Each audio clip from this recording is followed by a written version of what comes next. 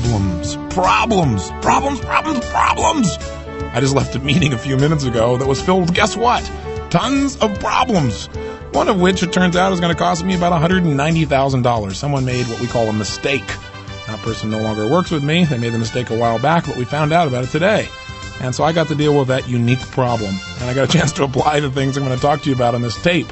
So I can tell you today that the things I'm going to share with you worked really well for me this afternoon and will show me how to take this thing that was a problem, turn it into a bit of a challenge, and actually turn it into an opportunity. It's not resolved as of yet, but it's well on its way to be an opportunity. And I don't just mean by having a better attitude, although that certainly is useful, and we're going to talk about that as well. But also showed me how to find something in that situation that I could take advantage of, that I could utilize to create even greater results, even greater success. Now, how do you take something from just being a problem into something that you really are empowered by? Not, again, just by being positive and going, I'm happy about this problem. That's not enough, although it's not a bad start, but it isn't enough by itself. And before we do that, though, I want you to think about something. What do you feel inside your body? What do you think when somebody says, we've got a problem? Or you and I are going to have to solve this problem together. Or the company's got some more problems. Or you know what? Well, by the time you get back, we're going to have to solve all these problems.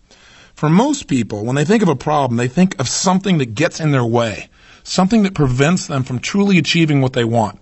Problems usually come up when we set up a goal, because as soon as we set a goal, the only thing that prevents us from getting it are these quote-unquote obstacles, the things that get in our way. A lot of people call them stumbling blocks.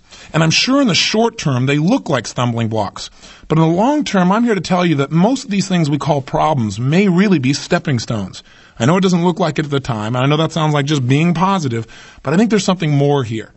And also, I want you and I to remember something. We're going to have to deal with problems whether we want to or not. Because the reality is how well you'll deal with problems will probably determine the quality of your life more than almost anything else you're going to do in your lifetime. See, anybody can be positive, anybody can be up when everything is flowing, when everything's going well. The real question is, how do you do when you have to deal with these big fat problems, with these major challenges, when you give your all, when you give 1,000%, when you put yourself on the line, and it still rains on your parade, things still fall apart. That's where we get to find out what we're really made of as human beings, and that's what I think the purpose of problems are. Now, I have two questions for you I wanted to start out with here, because I asked myself these questions the other day. First one was, well, a lot of people say, well, I'm just trying to rid myself of all these problems. Well, I don't know if you can. I think the first question is, can you ever really get rid of problems? And I think the answer you and I have both agreed to is there's no way. Problems are going to be a part of our life as long as we're here. And the best study life is how it is, not how we wish it would be. We can do affirmations all day long, but we're still going to have these challenges out there that we're going to have to look at, and not just look at, but do something about if we want to shape the quality of our life and impact our personal destiny. So the second question I had is, well, if you can't get rid of problems, is there a purpose for them? Is there a reason they're there? I mean, gravity can be a pain in the tail. You know, it keeps you down here. It keeps you from doing certain things. But the reality is, you can look at it in the short term and say, it keeps me from doing things. Or you can say, gravity is a force and it has a purpose. There's a reason it's here. Maybe what I need to do is figure out how to utilize gravity. And by the way, gravity doesn't keep you from flying. Gravity can be utilized so you can fly in a directed manner. Without any gravity at all, you'd have a tough time flying from here to where you want to go. So I think that we may want to look at there's a purpose for problems. There's a reason why our Creator created these wonderful little experiences that we've created a label of problems for. And I suggest that they are here to benefit us. And I think that what determines the quality of our life, in my own personal experience, is not how big of problems we have, because almost everybody you meet has got big problems. And you know what? If you've got small problems, then you're probably bored. You need something that's going to test you, that's going to drive you, it's going to push you forward. And what I've found, though, is that what makes the biggest difference is your attitude about the problem. Probably the most powerful example for me was in my own business. The first business I developed, Robbins Research. I found myself in a position where I was on the road, pushing like crazy, doing everything I knew how to do, stretching myself as far as I knew how to stretch myself, trying to give everything I could give. And I come home and find out that I got a partner that's embezzled $250,000 and run my company $758,000 in debt. That'll get your attention. That was a bit of a problem, and everybody said it was a problem that could not be solved, but I didn't buy that idea. So I have this core belief that says there's always a way if you're committed. And I found a way within a year to turn everything around. God, solving that problem created muscles that you cannot believe in me. So you can throw out a problem at me like the one that happened today, and I look at it and I go, okay, what do we need to do to make this thing into our advantage? How do we use it? How can we make this thing work? How can we use it today? How can we use it tomorrow? Well, one way I can use it is use it in my talk today, chatting with you and say, hey, here's something I can share with you. And I can honestly in my gut say to you, I handle it well using what I'm going to share with you. That's kind of nice. It makes me have to use this stuff. See, we can utilize anything. We're going to become masters of it. So what are the steps to really handling problems? Well, step number 1 is simple. Take a new look at what problems mean. See, it's the meaning that determines how we feel. If I get all upset and say, gosh, $190,000, how I have to pay this price all because this idiot screwed up a long time ago? How come this is always happening to me? Why can't I turn this thing around? Why do we always have these challenges? Hey, if I take that approach, I'm going to be angry. And I don't know about you, but if I'm really angry, I'm not usually at my most resourceful self. Haven't you found that to be true as well? I mean, when you're really upset, you get hooked into the problem and you stop focusing on the solution. Hey, listen, I can be angry all day long, but the person that was involved in my company that time has not been here, hasn't been here for 3 years. In fact, you know what's great? What's great is that I know I have a problem. I have a challenge that's become an opportunity. But knowing there's a problem there is what you want. You don't want to be one of those people that says, well, I have no problems. Or you see a problem coming up and you turn your head the other way and you try and pretend it's not there. You know, you're trying to build a garden and you see some weeds, so you turn your head and you go, there's no weeds, there's no weeds, there's no weeds. Hey, they'll come and take your garden. See, I know there's a problem that's exciting. What's exciting about that, and I'm using exciting as a way to change the way I feel about it. I could have used a different word to describe it. But what's exciting is I hired a new CFO, a chief financial officer for that organization. And he's only been with us 3 days. And he discovered from 3 years ago a discrepancy to the tune of $190,000. That's pretty exciting. It's exciting because it means now in the future I'll have better information. I can handle problems early. I can handle them in advance. I can solve the problem before it even occurs. That's the point we want to get to. So we don't want to be upset, because when we're upset, we're no longer focused on the solution. And if we start focusing on, oh gosh, I got all these problems and therefore I must be screwing up, sometimes they're there because you haven't learned a lesson yet. I think what a problem is a lesson begging to be learned, begging to be utilized so we can become more. And I certainly have learned more about the economics of that particular business in one day. And I promise you, I won't forget it. Reason is it's somewhat painful. And sometimes pain is real useful because it makes us pay more attention than when we just get pleasure. I'm a big believer that sometimes in life, when people do really well, they just party. And when they fail or they have a challenge or they have a major problem, they begin to ponder. And out of partying, very few things change. But out of pondering, you come up with key distinctions that cause you to grow like crazy. And I found that to be true in my life. Does that mean you should seek out problems? Well, I got a question for you. Do you have to seek them out, or do they seem to show up? Again, you can say all day long, I don't have any problems, but I think what you're doing is really kidding yourself. Deluding yourself would be a better description. Certainly they're out there. In fact, maybe that's what life's all about. Maybe what happens in life is we're going along, we start to head out for something, and we have what we've learned to deal with in our life. We have this circle of influence, all these things that we've mastered in our life, our ability to make a difference, our ability to share with others, our ability to manage our own emotions. But there's some things that seem to be just outside our comfort zone, outside what we're comfortable with dealing with. Do you know what I'm talking about? I don't know what it is for you. Maybe what's outside of you is public speaking. You know, you can handle all kinds of things within yourself, but get you in front of a group, ooh, that's a problem. That's outside what you're comfortable with. You don't know quite how to deal with that. Or maybe for you, it's you're able to master all these things within your business. You can public speak, but smoking.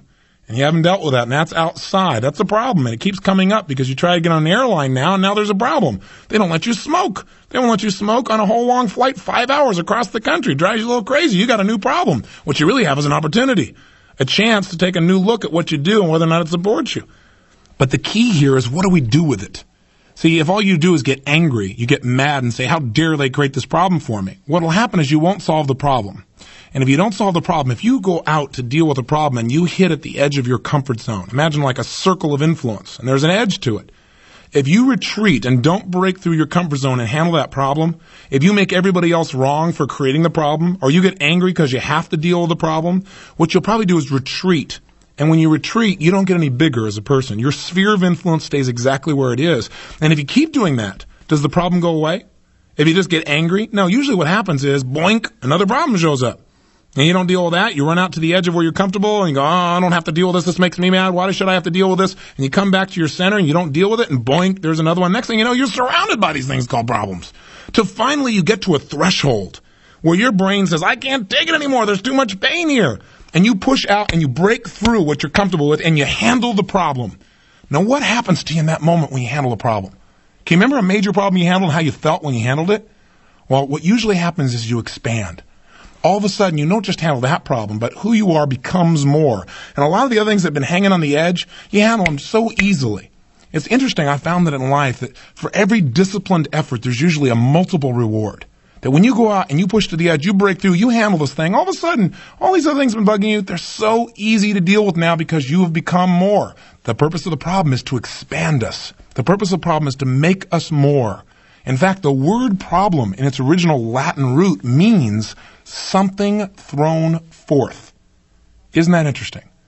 I wonder who's doing the throwing. Maybe it's us.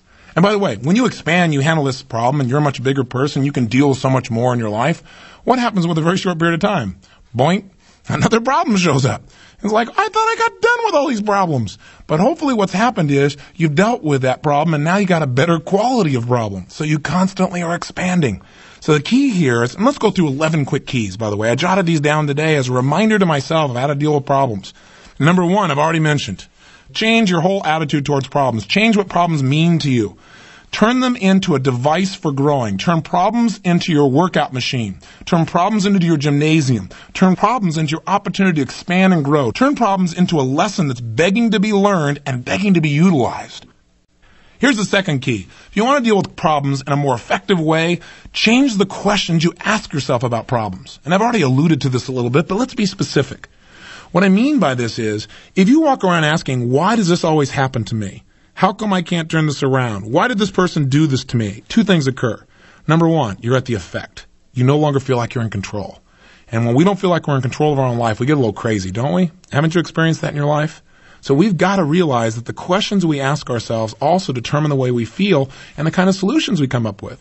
Remember, ask and you shall receive. If you say, how come I can never lose weight? You're asking a pretty lousy question, and you're going to get a lousy answer to solve that problem. If you say, how come I can never lose weight? You've basically said you never will lose weight. Your brain will say, well, how come you can never lose weight? It's simple. It's because you're a pig, right?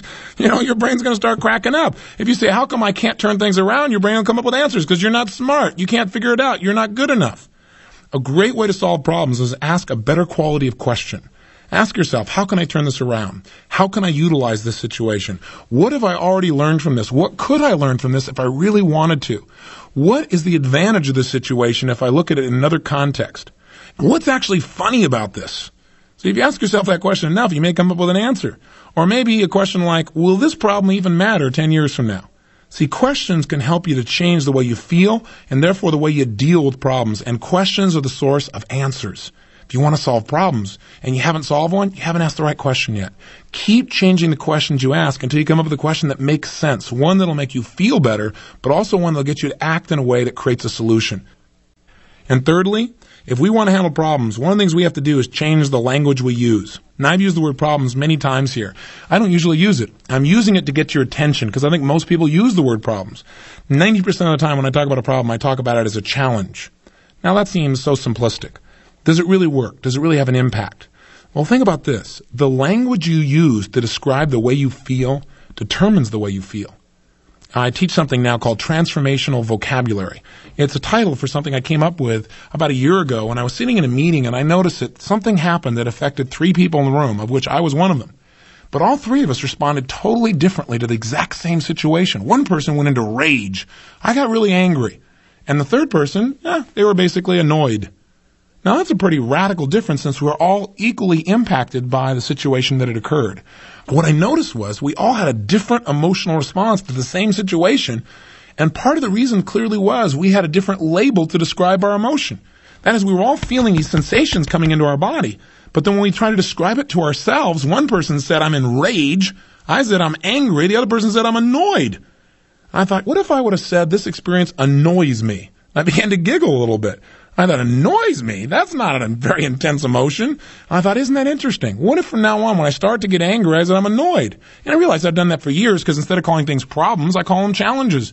See, if you got a problem, it makes you emotionally feel like there's a weight on your shoulders. There's something that's in your way. But if you got a challenge, that gives you another sense of meaning about it. A challenge is usually associated with something positive. Something's going to make you grow. Something's going to expand. So I think it's a more accurate description of what problems are. Challenges. And the truth of the matter is, you can take a challenge and turn it into an opportunity. If somebody comes along and says, we got an opportunity here, it totally changes the way you feel. Totally changes the way you focus your mind. Totally changes your approach. So if you look at something and say, what's the opportunity in this?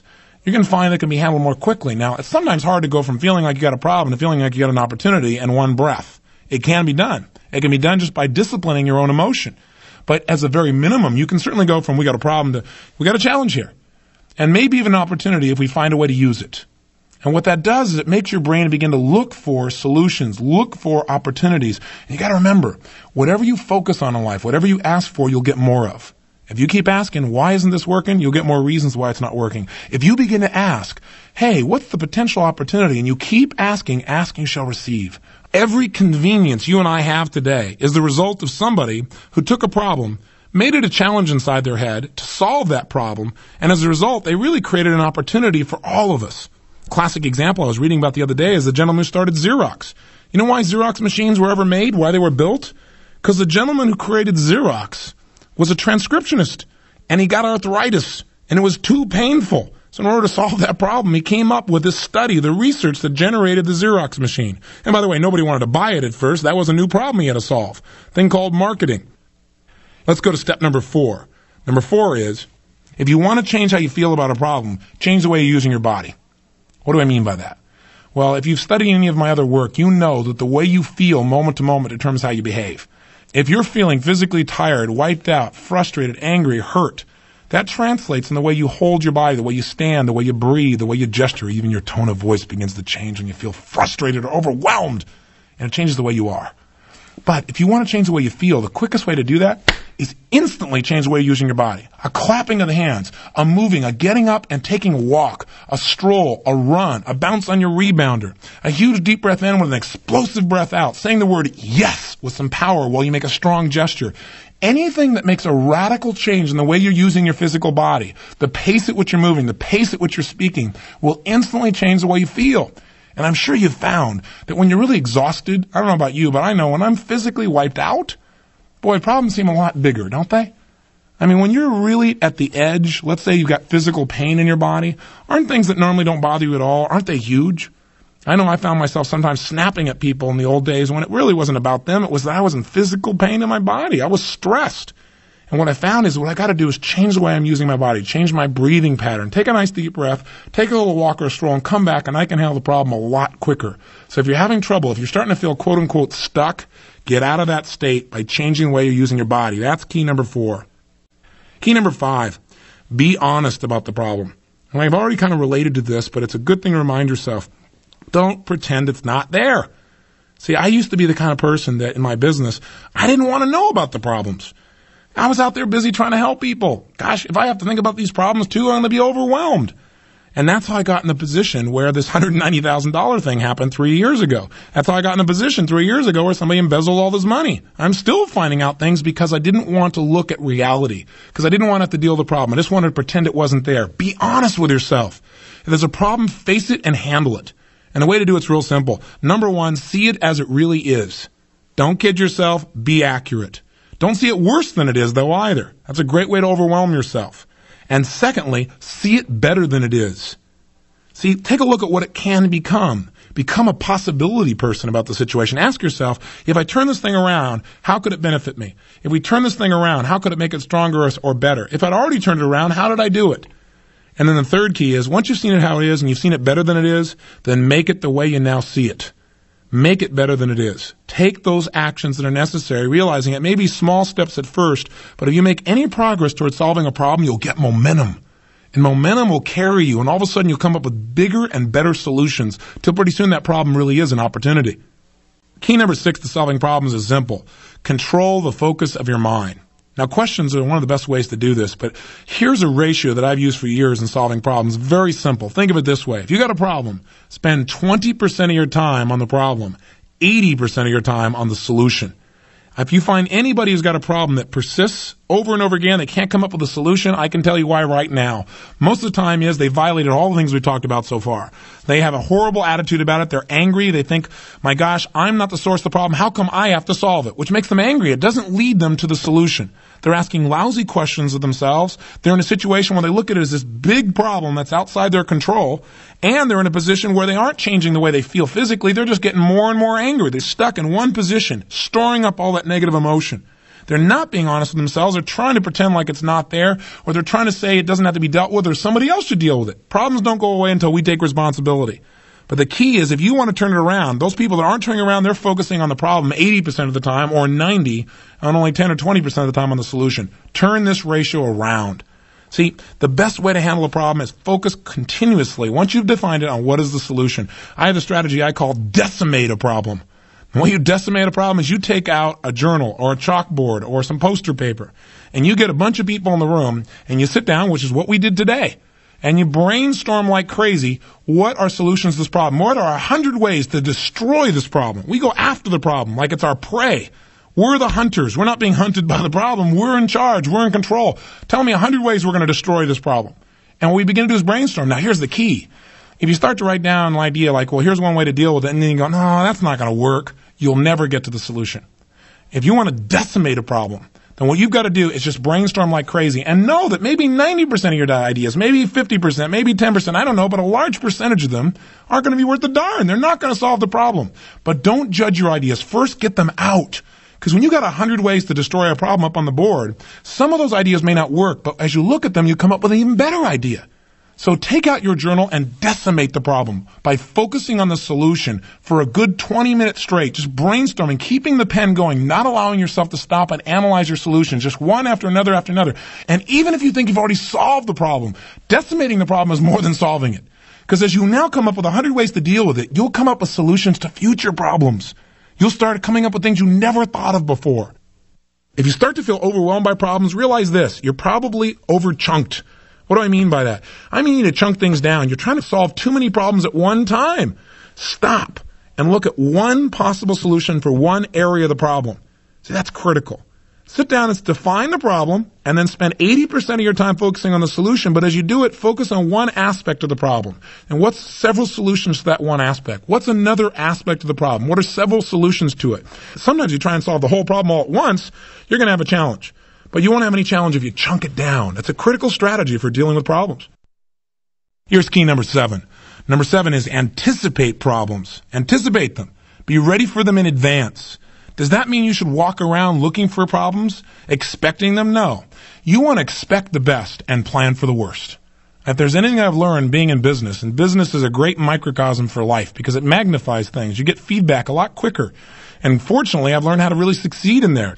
But what I've really learned is I can't just solve problems. If we're really going to be effective, got to anticipate them. Now, not being negative, not being wrong, just saying, what could possibly be screwed up here? What could probably get messed up? If something was going to get screwed up, what would most likely go out? And how can we deal in advance so it never even has to happen? See, what you're really doing is you're anticipating what a problem is for a few moments and then coming up with a bunch of solutions before it happens. See, then you can have a lot less problems. Are you going to rid yourself of them completely? Of course not.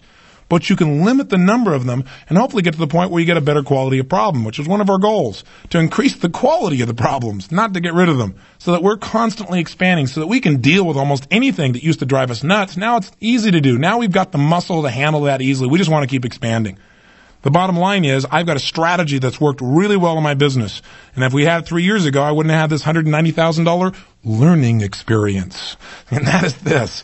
We had back then challenges, things that we knew could come up, and we had a plan to deal with them. But what we didn't have was several plans. What do I mean by this? Well, in my companies, we have a set of what we call organizing principles. What they are strategies that help us to eliminate most of the problems we used to have to deal with. In fact, having these strategies today have turned us around. It took us from the things that happened 3 years ago, where we were almost bankrupt, into the largest personal development firm of its type in the United States today. We went from being in the hole to a company that do almost $50 million in sales. That kind of turnaround happens because you have strategies that make sense. And I'll tell you the critical strategy, and it's the same as number 7 here. We look at in advance, what are some of the challenges that could possibly come up? Let's be positive, but let's also be real. And as we do that, we say, okay, what's our plan for handling it if it comes up? We don't stop there, though. We say, if that plan doesn't work, what's our backup plan to it? And then we say, if that backup plan didn't work, what would be our third backup plan? Because you know something? I don't care how positive you and I are going to be. There are going to be times when your plans, your best laid plans, aren't going to work. So you got to have a backup plan. And there are going to be times when that falls through also. If you got 3 backup plans, you're on track.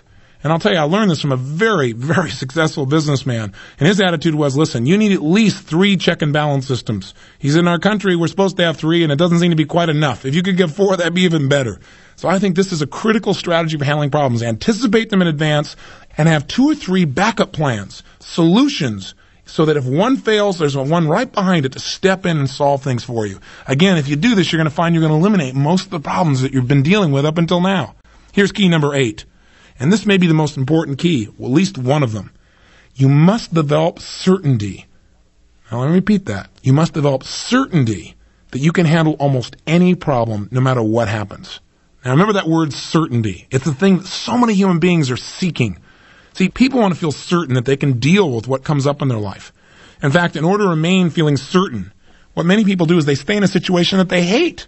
For example, I often see people in a relationship, and they really aren't happy together. They aren't working on even making their relationship better. They dislike each other. They're making zero progress, but they'll stay in a relationship 10, 15, 20 years. Why would they do that? And the answer I found is that when you talk to these people, they say, well, I really should leave the relationship, but I guess I think about, what if I leave this relationship and then I never start another one? I never meet anybody else. Yeah, I'm unhappy, but at least I've got a relationship. At least I come home and I feel certain this person is here. Even if we fight, at least they're here. See, they'd rather deal with painful certainty than the ultimate pain of uncertainty. Because people are afraid when they're not sure what's going to happen, it could be worse than it is, and they hang on to what they've got. It doesn't make any sense, but it's the way human beings very often operate. So how do we feel certain? Well, a lot of us try and get ourselves to feel certain by working really, really hard. But is it possible to work really, really hard and then still have a problem come up and change things overnight? Is it possible, for example, to work your whole life and build a beautiful home for yourself and your family, and then one day have an earthquake take it away? If you doubt it, ask anybody in San Francisco. You know what's interesting? I think it's fascinating to look at how different people respond to a catastrophe like that. Some people use it in a way that totally disempowers themselves. Others use it as a way that makes their whole life and relationship and family closer. I do a lot of seminars in the Bay Area, and I talk to a lot of people that went through the experience, and it's really fascinating to see how their lives have been altered by the experience. Some of them have taken that experience and said, see, I can never be certain of anything again, why even try? I could do everything right, it still turns up wrong. See, there's no reason to go on. And what a lot of them have done is they've taken that one problem and allowed that one problem to devastate their life and their family. Other people took the experience and said, you know what it did? It made us unbelievably appreciative of the more important things in life. That problem of watching our house crumble down brought us together because the first thing we thought to ourselves is, thank God we have each other. Thank God none of us got killed or hurt. Our whole family is here. And what it's done is it's reoriented us to not so much things in our lives, but to the most important things of all, our relationship. You can't believe what's happened. I'm so much closer to my son now. We're making a difference. My daughter is doing better in school. Her grades have gone up since the earthquake just because we have bonded so much as a family. Isn't it interesting how two different people can take the same problem and convert it into something different? They have used it to create more certainty. They feel more certain that they're going to experience more of the joy they want in their life because they used it in a way that has enhanced their feelings. I got a question for you. How would you feel if you were absolutely certain that no matter what happened, you could turn things around? If you knew that someone could throw any problem they wanted at you and it would bounce off you, kind of like Superman, right? The bullets just bounce off. Nothing was going to penetrate the quality of your emotional life, that you could deal with anything and make it work. How would that make you feel as a person? I can tell you that inside, and there are times when it wavers, I'll be honest with you, but 99.9% of the time in my life, I know I can turn around. And that 0.1% of the time when I fall off the wagon, all I do is do the things I taught you. Change my state, change the way I'm using my body, ask myself a better question and get back on track. How do I have that level of certainty that makes me feel like I can deal with anything? Well, part of it is because I've had a lot of pain. I've been through the most challenging times, and I've turned it around because I didn't give up, because I didn't ask, why is this happening to me? I asked, what's the solution? How do we turn this around? Not only how do we turn this around, how do we turn this around and make it even better than it was before? By using the very things I've talked to you about, I've created enough experiences that I can feel certain. It's kind of like a tabletop. I've got legs to the tabletop called references. That is experience after experience that now makes that tabletop feel solid, like it can stand on its own. And I've worked at creating those references. I'll give you an idea of what I mean. If you really wanted to, could you come up with references, that is memories, experiences you've had, to back up the idea that people are basically mean and ornery and they'll take advantage of you if you give them an opportunity? I bet you do. Do you also have references that could back up the idea that people are basically good, that they're honest, that if you give them half a chance, they'll really work to support you too? Don't you have experiences that would back that up and make that feel solid as well? Then the key, I think, is to look at our life and practice what I call memory management. To remember the memories, the experiences we've had that back up the ideas that make us feel certain, that allow us to know we can deal with whatever comes up. I'll give an example. On my 30th birthday, and it's interesting, I find that how after a birthday with a 0 on the end, we tend to reevaluate our lives a little more closely, as if it has any more meaning. For some reason in our culture, we tend to do that. At least I did. I'll just say that. And what I did is, fortunately, I've kept journals for years. And in those journals, I basically have recorded my life. I'm a big believer that if your life's worth living, it's worth recording. So I've got in there my goals from years ago. I've got in the challenges that came up, the solutions I came up with, the things I learned from books and tapes and people and situations. My journals are an incredible set of resources that I can tap into at any time. Plus, they show me how I've grown. And what's interesting is I took my journals and my daytimer, if you will, and I went back to when I was 20 years old. And then I extended it all the way back to 17. I made it 13 years in all. And I created for myself a large chart. And on it, I put the months of the year from the top, from January to December. And then across the page, horizontally, I put each of the years, going back for me to 1977. And in each month, what I did is I reviewed my journal. I wrote down key events that happened in my life, whether they be good, bad, or indifferent, where I could literally go back and say, what was happening in January of 1977? And I could compare it to what was happening to me in January of 1987. And as I did it, as I went through and created this chart, I got an incredible experience. I realized that I had been through heck and back, and that through all those experiences, I had turned it around, and I could see them there in front of me. It was different than just knowing inside my head. What it did is it gave me literally dozens and dozens and dozens of legs to back up the idea that no matter what happens, I'll find a way to make it work. I always have, and I always will. When you believe that in your gut, it gives you a power in dealing with problems that few people have. It gives you the emotional freedom, the sense of internal knowing that says no matter what occurs, I'm in charge. Gosh, it's an incredible feeling, and it's one you deserve. And so when you're done with this tape today, that's going to be your major assignment. Your major assignment is to at least begin creating a chart of the memories of your life for the last 10 years, where you're going to begin to fill in and maybe even talk to some other people around you. Because when this chart is complete, you'll find you won't be fearful of problems. Instead, what you'll do is you'll get excited about them. Because as I look back over those 10 years, I can see how some of those things that look like problems led to some of the things that I now value most. I had a problem years ago. I was supposed to fly to Denver, Colorado, but I had another engagement that I thought was more important to me. And they held me to my contract, and it made me angry because I thought, gosh, these guys could be flexible. They could reschedule it. They've got lots of opportunities. They could have somebody else speak on that day. I even offered to pay my way out of doing the event. I'd buy my time back. They wouldn't let me do it. It seemed like such a problem. But you know what? On that trip, I met the lady who became my wife. I look back and I remember when my kids came to live with me. 3 of my children are not my blood children, but they certainly are my kids, and I love them dearly, and our relationship has become incredible. But you know what? When they first came to live with me, oh my gosh, it changed the relationship with my wife pretty intensely. I mean, it really made me scared. Inside, I thought, gosh, I don't have any time with my wife anymore. These kids want to be with her all the time. I love the kids, but gosh, when do I get my time?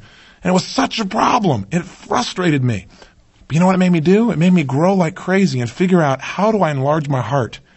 How do I allow myself to feel more in the same period of time, to absolutely feel my wife's love, to connect with her even more than we did before? And it also allowed me to be able to experience the love of my children, to create a bond that most people pray for during their lifetime. What an incredible problem. It created an incredible challenge, which turned into be the ultimate opportunity for expanding myself emotionally and spiritually and my family. See, what seems like a problem may actually be a gift.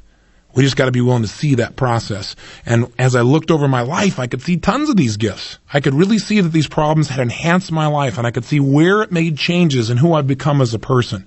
So when this tape is done, that's going to be your major assignment. You're going to want to take out a piece of paper and draw yourself the beginnings of a chart. You'll write down January through December, vertically from top to bottom, and horizontally you're going to write the years. And when you're done with that, gradually, over the next few days, take some time, some concentrated time, maybe 30 minutes, maybe even an hour, to think about where you were at different months, different years, different experiences that have significantly affected you, both positive ones and also ones that seem negative at the time. And when you see them in context, when you look back, 2 things will happen. 1, you'll say, man, I can survive anything. I've been through the tough times.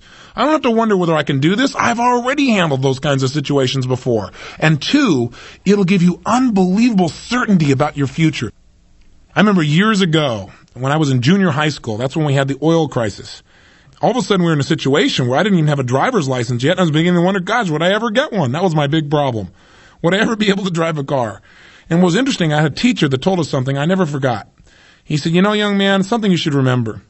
Human beings always solve the problems when they get big enough, when it's important enough. Necessity is the mother of invention. He said, don't worry about the oil crisis. He said, we'll find a way to turn the thing around, or we'll find a better solution. And then he read me this article, and it sounded like it was out of the newspaper that day, and it described how the whole world was going to go dark because oil wasn't available anymore, because we're running out of oil. You know what the oil was? Whale oil. Interesting. It was written in the 1800s.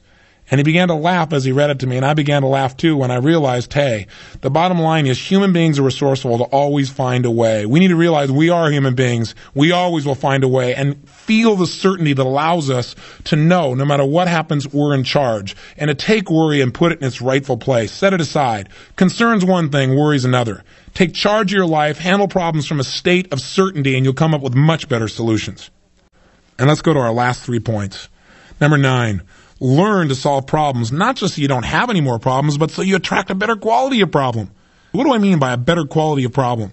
What I mean is, your goal is not to not have problems. We've established that hopefully pretty clearly in this tape, and I've hit you on it over and over and over again because I really want that repetition to hammer inside your mind till you remember it, till it sticks with you. But in addition to that, a better quality of problem really means this. At one time in your life, you probably were struggling to figure out a problem and how to solve it, like how to pay the lousy bills. See, that's a pretty lousy problem. And if you focus on that, you're only going to get solutions on doing that. Till one day you say, I want a better problem. And the better problem is, how do I make enough money so I can take care of my family? How do I make enough money so I can contribute to my favorite charity? How do I make enough money that I can make a difference? How do I make enough money that I can influence the political process? See, when you ask those questions, you get a better quality of answer because you're asking and solving a better quality of problem, one that's going to expand you. See, as a society, we've had to deal with some of these problems. We have problems all around us, but they're better than they used to be. A couple hundred years ago, we're trying to figure out how to extend the length of someone's life. We're trying to figure out how to get somebody where they don't have to work 24 hours a day so they could just eat. Today, that's no problem. Eating is no problem. Notice how many fat people you see around you. Right? We have no problem doing that. Our problem is we've created a technology that has made it so much easier for man to do things that a lot of us spend most of our time in a sedentary fashion. Even when we're working, we think we're working hard and we're sitting there at our computer. Boy, those fingers are working really hard. See, the reality is we have to deal with the problem of all these degenerative diseases. And they're the result of us creating a solution to an old problem. So all we do is we now focus on something else. How do we increase our health, our vitality, and our energy while we simultaneously develop the technology that frees up more and more of our time? And for a lot of our youth, we've got to solve the problem of how do we get them to expand emotionally? How do we get them to have a spiritual path? How do we get them to make a difference when a lot of our youth are living in an environment where they can have virtually any choice met, where it doesn't take a lot of effort, where they literally expect instantaneous gratification? You and I have to figure out how to solve that problem so that our kids develop the emotional, spiritual, and physical muscles that allow them to compete and succeed in the 21st century. See, that's a new problem, a better quality problem, a problem that kind of inspires you. See, Einstein asked some interesting questions. He solved some problems. And in solving those problems, he may have created some additional ones that affect the entire human race. See, when we solve a problem, it doesn't end. We just come up with a better quality of one. And so we don't want to hide out from them. We want to seek them out. Focus on the solutions to the most important problems, not just the urgent ones. And you'll find out some of these little problems will just drop aside. You'll handle them easily. In addition, one of the most disempowering beliefs you can create for yourself is that things are outside your control. They're absolutely within your control the moment you decide to take responsibility. Now think of this word responsibility. Responsibility for most people is this big, heavy thing, just like problems. But the reality is responsibility, the ability to respond, comes when you take charge. When you say there is no problem that's too big, I don't care if it was somebody else's problem, I don't care if it was somebody else's challenge, I'm going to take control of it and turn it around because I want the muscle anyway. See, if you keep focusing on how you shouldn't have to deal with this, how it's somebody else's problem, the problem won't get solved, you'll just get more upset, and you'll find yourself in a position where the problem gets bigger, where all of a sudden it begins to affect you and create even more pain in your life. Just handle it. Point number 10 in having problems is this. Remember, you have no problems. You say, wait a second, you just spent 40 minutes talking to me all about problems. And you told me over and over again I should see them as challenges and solutions and all these different things. You told me how to deal with them. Now you're saying there's no problems? You're right. Develop a new belief. You have no problems. If you think you have problems, all you got to do is start comparing and contrasting with people in worse shape. You think you have problems? I suggest you take a trip to the morgue. You may discover you don't have any problems. A friend of mine is the chief psychologist at Bellevue. And oftentimes I've talked to people in seminars about how it's really valuable in life, not just to talk about another experience, but to go have it, to expose yourself to things, both positive and negative, that'll help you to appreciate your life more.